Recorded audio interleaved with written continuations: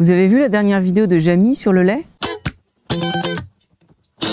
Mais si vous vous souvenez, Jamy de Fred et Jamy, C'est pas sorcier avec Sabine et la petite voix. Personnellement, ils ont bercé ma jeunesse avec leurs vidéos éducatives, leur humour et le petit solo de guitare du générique. Eh bien, notre cher Jamy continue à faire des vidéos sur YouTube et franchement, je trouve ça plutôt cool à regarder. Ça s'appelle Jamy Épicurieux et c'est instructif et plein d'humour. Allez faire un tour sur sa chaîne, vous le regretterez pas. Sauf que récemment, il a sorti une vidéo sur le lait. Alors en soi, il n'y a pas de quoi en faire tout un scandale. Il nous montre comment un ruminant comme la vache digère l'herbe en nous détaillant les différents procédés de la digestion. Et fidèle à lui-même, il nous fait même une petite démonstration avec une éponge du fonctionnement du pis des vaches. Et là où ça devient problématique, c'est quand il fait son excursion à la ferme.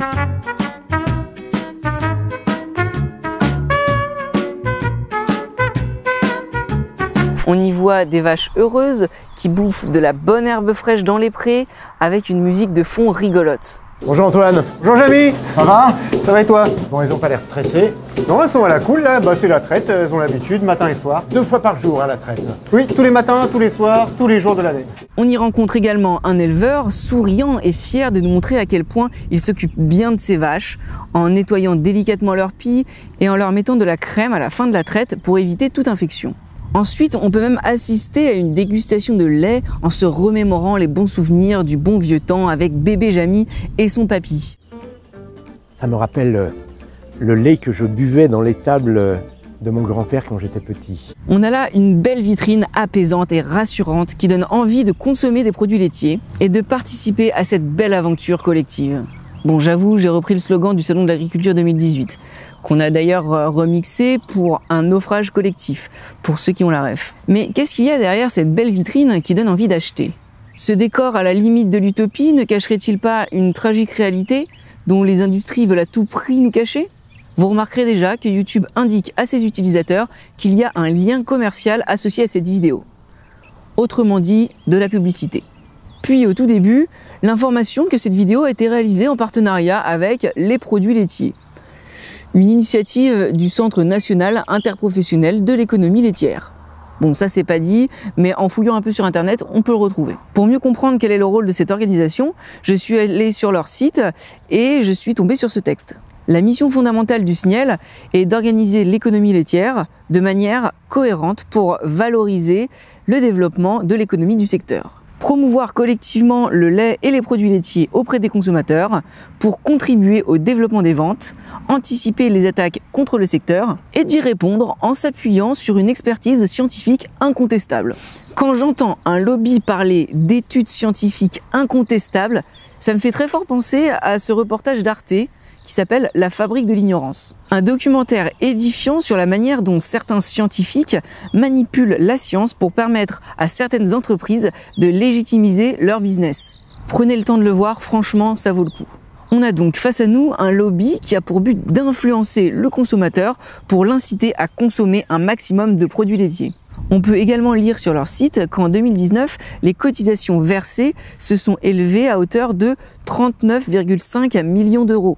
Et plus de 51% de cette somme est utilisée pour la publicité, ce qui fait presque 20 millions d'euros. Il est très probable que ce soit le lobby du lait qui ait commandé cette vidéo à Jamy en piochant dans ces 20 millions d'euros pour blanchir l'image des produits laitiers qui ont perdu pas mal de leur éclat depuis les enquêtes menées par L214. Donc à partir de là, l'objectif est clair. Influencer le spectateur pour lui vendre un produit.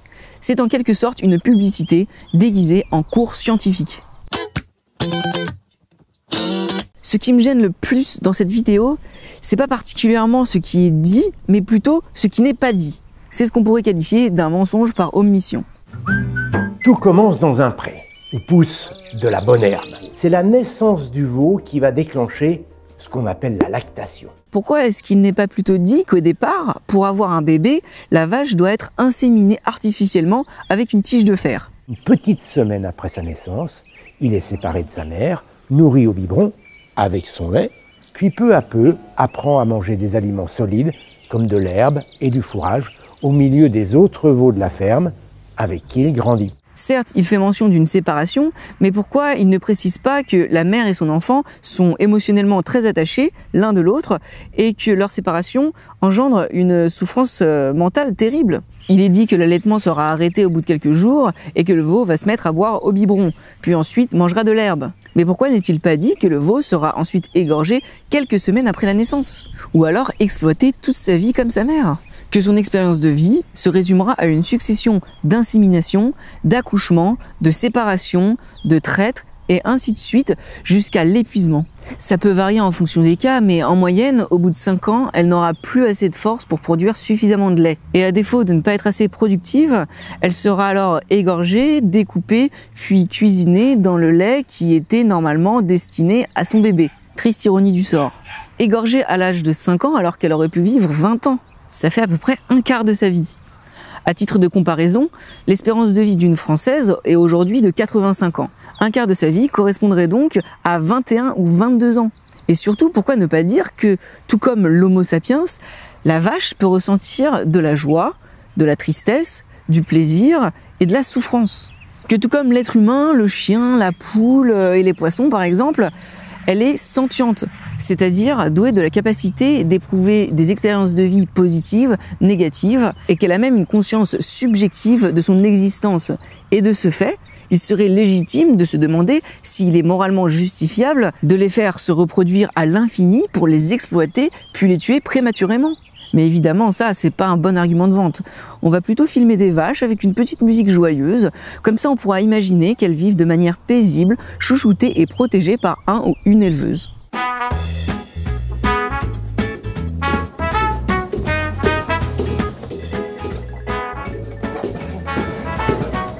Là où la vidéo est très bien faite et très vicieuse, c'est que tout se joue dans l'implicite. Il faut faire travailler l'imaginaire. De la même manière, on pourrait essayer de mettre les mêmes images au ralenti avec une musique triste.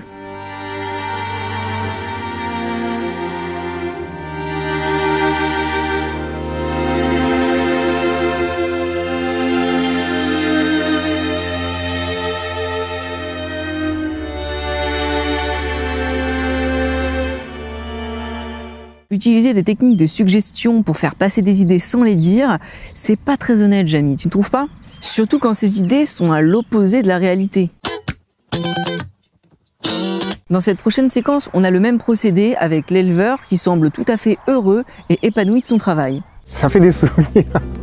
Ce genre de vidéo implicite invisibilise aux yeux du grand public la détresse des éleveurs et des éleveuses qui sont pour beaucoup pris en otage par des industriels comme Lactalis qui leur imposent des prix de vente. Souvent très endettés, ils ne trouvent parfois pas d'autre échappatoire que de mettre fin à leur jour. Pour approfondir le sujet, n'hésitez pas à aller voir le reportage ou tapez dans votre moteur de recherche « Suicide éleveur » et vous tomberez sur plein d'articles à ce sujet, même des très récents. Donc encore une fois, on a là une vision suggérée qui est à des années-lumière des enjeux sociaux de ce métier. On sait également que pour pouvoir continuer à maintenir cette industrie, des milliers d'euros d'aides publiques sont injectés dans la filière pour offrir les prix de vente toujours plus bas aux consommateurs. En gros, on utilise l'argent du contribuable pour permettre aux industriels de vendre leur lait au prix le plus bas possible, quitte à vendre à perte.